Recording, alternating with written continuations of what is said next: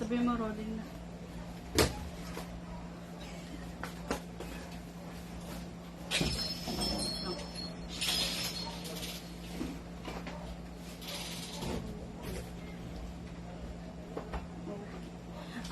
Good afternoon mga ka-ESOP. So ngayon si Sir is ang ating pang 4th walk-in today.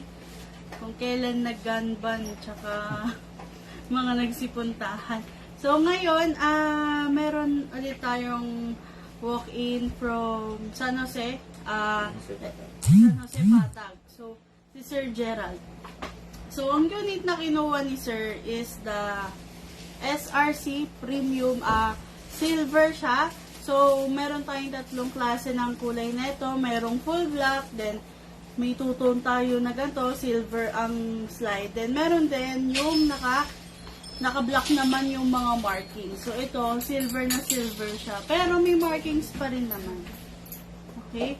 So, bakit nga ba siya tinawag na SRC Premium? So, kaya siya naging premium, dahil pwede siya sa 12 kg, pwede siya sa 14 kg, tsaka pwede siya sa CO2. Ito yung CO2. So, kailangan mo lang ng magazine na pang CO2. So, kasi ang kasama niya out of the box is the green gas type na magazine. So, ang magazine niya nga pala is equipped with high cap magazine. So, ano yan, dual stock, so alternate yung bala niya. Kasi 'di ba merong single stock lang. So, ayun. Tapos, si SRC Premium nga is, lagi namin dinidiscuss, is kapamilya ni 2011, ni 1911, na meron siyang beaver dito. Okay? So, si Sir is nanonood naman sa mga vlog natin. So, Sir, itong beaver po na to, is safety features niya to na kapag, kunwari, nagpo-fire ka tapos hindi mo siya napindot, mag-o-open slide siya or hindi siya pumutok. So, ayan, kapag mag-firing tayo, kailangan lagi yan nape-press ng palm natin. Then, isa pang features ng mga 2011 is, ambidextrous na dito, yung sa safety niya. Okay? Then, ano pa ba? Then, ayun, naka-optic siya, front and rear sight. Then, naka-ano na rin siya, may tactical reel na rin siya. Then, syempre, yung special dito. Ayun. Special dito, mga ka-airsoft, lahat ng nilalabas nga ni Big Man na mga unit is more on naka-fixed outer barrel na. So, hindi na magalaw yung barrel. Kasi, ang ordinaryo, sir, makikita siya, maririnig mo naman na magalaw talaga. So, ayan, naka-fix outer barrel na. So, yun yung upgrade na ginawa sa mga unit natin ngayon. So, ayan. Okay, sir, before tayo mag-fire, mag-spray po muna tayo ng oil. Okay, sa mga nagtatanong kung tuwing kailan tayo kailangan mag-spray, kapag nakita nating tuyo na yung unit natin. Kung madalas natin siyang gamitin, for sure, madalas din nating i-sprayan kasi syempre nawawala-wala yung oil kapag madalas natin gamitin. Okay, sa pag-spray, sir, sa output bulb, slightly press, wag pong pipindutin ng gusto, sir, kasi yung iba nasisiraan. So hindi na bumabalik yung output bulb. Parang nag-i-stop. Then sa inlet bulb. Okay, so dito tayo maglalagay ng gas. Yung mga, ano po na yan, itong mga valve po na to, kailangan, sir, na i-sprayan siya ng oil kasi meron mga rubber o-ring na kailangan maintain po natin na rubberize. Kasi, sir, kapag yan po is lumutong na, dun po nagkakaroon ng mga singaw. Maririnig mo yun, sir, may gawa ganun siya. Then, sa unit natin, so, bago yung unit ni sir, sprayan ko lang dito, sir, para malesen yung gas-gas. Then, open slide natin, then lock. Ito, tataas lang to, yung pin.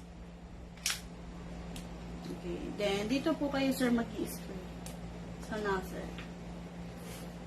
Okay, then dito. Dito, sir, mahalaga tayo mag-spray dito. Ito.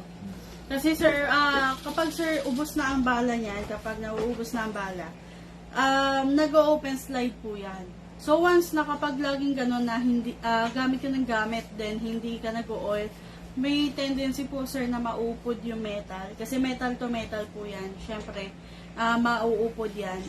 Baka eventually, pagtagal, hindi na siya mag-open slide. Kasi naupod na. So, after nating oilan, release, then rest. Okay? Yung unit mo, sir, equip siya with hammer. Actually, lahat naman, pero ito kasi expose yung hammer niya. Ayan. Makikita mo yan. So, kapag po nakaganyan, then itatabi mo siya, delikado yan, sir. Kailangan lagi siyang nakarest. Nakaganyan. Kasi kapag nakababa yung hammer natin, big sabihin, naka-ready to fire siya. So, the next time na gagamitin mo siya, delikado kasi baka mamaya, pagpasok mo na magazine mo, then napindot mo yung trigger, baka pumutok siya. So, kailangan nakarest siya. Para the next time na gagamitin mo, safe yung unit niya. Saka, hindi lang yung unit yung safe, pati ikaw, tsaka yung mga nasa paligid mo. Kasi once na nagkamali ka sa paggamit ng airsoft, di mo alam kung saan tatama yung bala, pwede ka makabasag or makasakit. Okay? Then, sa paglagay naman tayo, sir, ng bala. Pag naglalagay tayo ng bala, sir, dahan-dahan lang. Kasi karamihan ng mga airsoft natin, ayan, nabibitawan yung spring. Siyempre, yung spring humahampas ng humahampas dito, sir. Okay? Ito po is yung lock nung bala. Siya yung nag-hold. Kaya once na nabasag po yan or nasira yan, wala na mag-hold dun sa bala. So, kailangan, sir, pag bababa natin yung spring, dahan-dahan, then much better kung ikakalang mo yung thumb mo, para pag nabitawan, sa finger mo tatama at hindi dito. Baba. Then, dito tayo maglalagay. Yan, sir. Sa part na maluwag. So, much better if may reloader para tututok mo lang din. Eh, mabilis. Maglalagay. Nakita mo, sir, ganyan po yung paglagay ng bala. So, kailangan ganyan, mga ka-airsoft. Okay, alternate para maayos yung feed sa unit natin, tsaka marami tayong malalagay na bala. So, ang bala mo, sir, is capacity sa magazine, 25 to 27. Pero hindi po namin sinasuggest, sir, na punuin kasi yung spring mo masyadong mapipipi. So, baka ma-lose yung spring, humina na yung pwersa niya sa pagtulak ng bala. Kaya, always, pero kung ipuputok mo rin naman agad, sir, meron kasi yung iba naglo-load, tas mamaya pa puputok, punong-puno. Ganon karamihan yung nagiging rason bakit naglo-lose yung spring. Pero kung ipuputok mo rin agad,